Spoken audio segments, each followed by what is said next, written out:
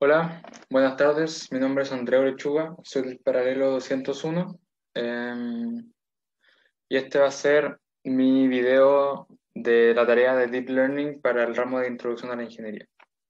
Prendí mi cámara para presentarme, pero la voy a mantener apagada durante la tarea. Así que eso, vamos.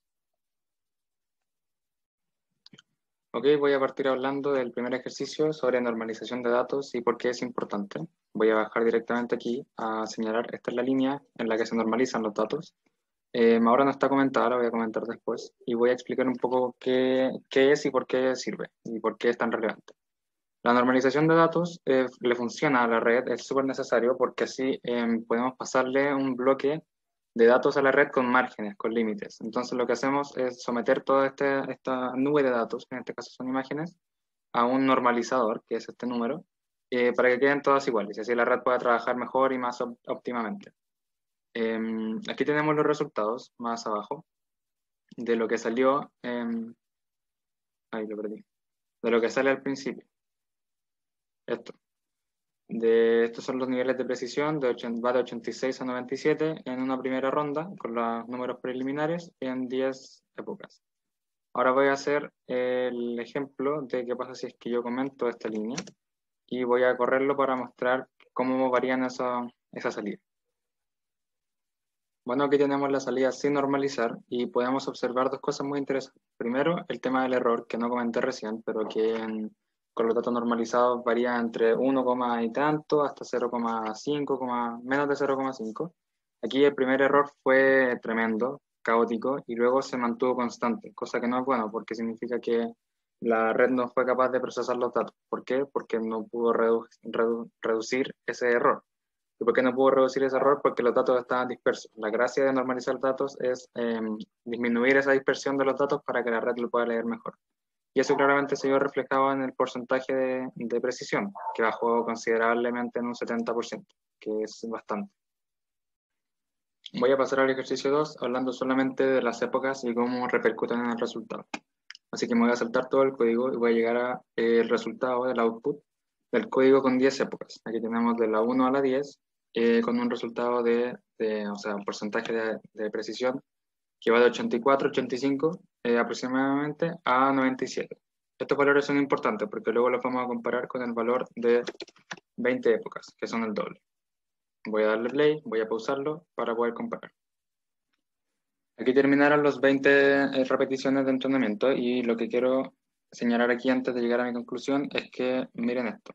En la entrenamiento 1 tenemos el mismo 85%, en el 10 vamos en 97%, o sea que esto no cambió, esto se mantuvo constante, la tasa de crecimiento fue constante, pero el resultado final, el más preciso, fue 98, casi 99% de precisión, pero eso es porque lo repetimos 20 veces.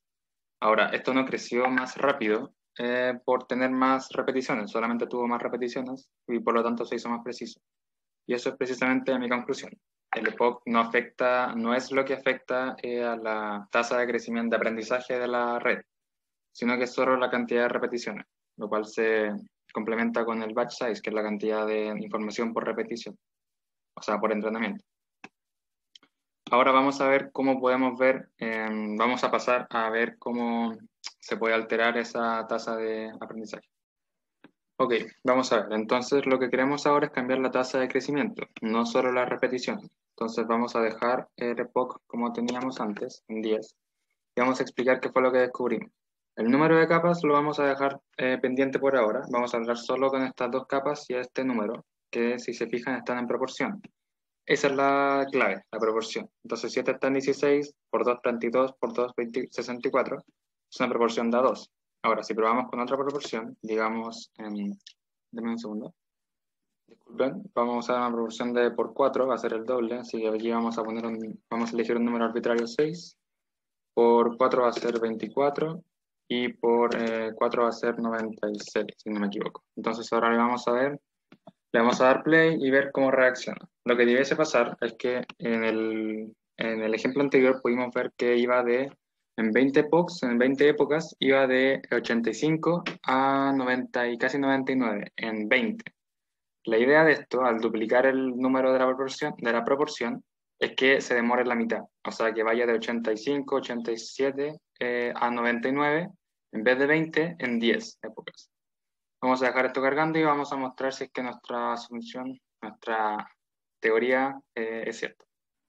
Y como dijimos, aquí tenemos los resultados. Podemos ver que nuestro valor inicial subió de 80 y ¿cuánto? 85 a 89, es bastante alto. Y en solo 10 épocas llegamos a 99, cosa que nos demoramos el doble en la anterior. Así que podemos concluir que sí. De esta manera, esta es una de muchas maneras de cambiar la proporción, o sea, de cambiar la tasa de crecimiento, la proporción, y también después influye la cantidad de capas y la cantidad de neuronas por capa. Pero eso lo veremos después.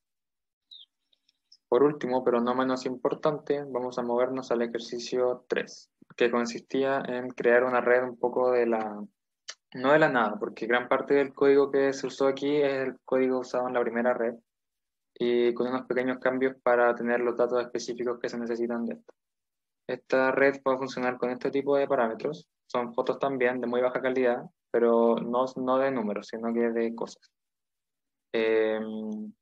Ok. Lo primero que hay que comentar es cómo se armó esta red. Entonces, ¿cómo la armé yo?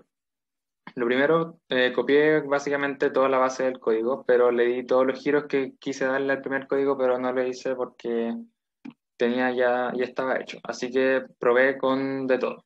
Probé, probé de todo. Voy a partir por lo primero, el número de normalización. Nunca llegué a entenderlo muy bien, pero llegué a ese número que puse aquí, 881, usando una regla de 3 con el anterior, porque no entendí, o sea, no lo explicaron mucho y yo busqué y tampoco entendí en qué afecta. Pero lo que sí hice fue probar empíricamente muchas combinaciones de esos números y no afectó a mi resultado final, así que supuse que no era tan relevante, siempre y cuando todos los números estén normalizados dentro del mismo número. Lo siguiente fue jugar con el número de capas, porque lo que hice aquí, esto que están viendo aquí fue mi resultado final, pero yo probé con 2 capas, luego le puse 3 capas, luego llegué como hasta 8, le disminuí, borré, se me cerró, así que esto fue a lo que terminé. Terminé con 5 capas, y 5 capas, y el número de neuronas es un tema totalmente aparte, el número de neuronas por capa. Porque eso se rige en base a la proporción que quiero usar. Eh, Eso respecto a las capas. Vamos a seguir bajando, luego vamos a volver al tema de la proporción.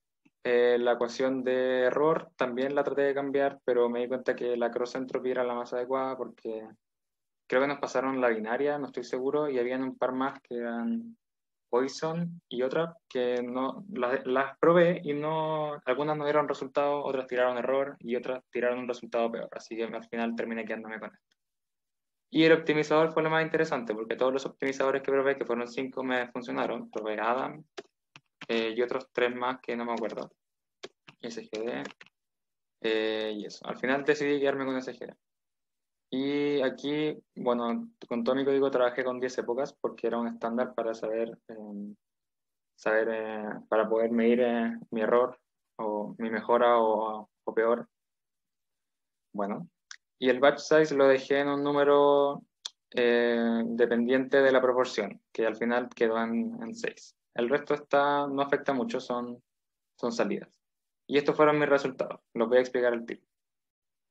Debido a que me queda poco tiempo, voy a pasar rápido por esta explicación, pero en resumen, esto fue el resultado más alto al que llegué, después de un día y un poco más practicando y combinando los parámetros de las variables. Llegué hasta 53, esto si no lo tiras de nuevo te puede dar medio 55 en un momento, y estas fueron las combinaciones: usar optimizador, esta función de pérdida, predeterminado el optimizador, y lo más extraño fue aquí en el tema de las capas, porque tuve que repetir una capa, me di cuenta que eso funcionaba bien, no sabía si ponerle la quinta o no, y al final llegué a este resultado final.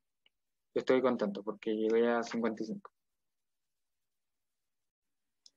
Y con eso termino mi tarea sobre Deep Learning para mi ramo de Introducción a la Ingeniería. Fue muy fascinante aprender de todo esto y eso. Muchas gracias. Adiós.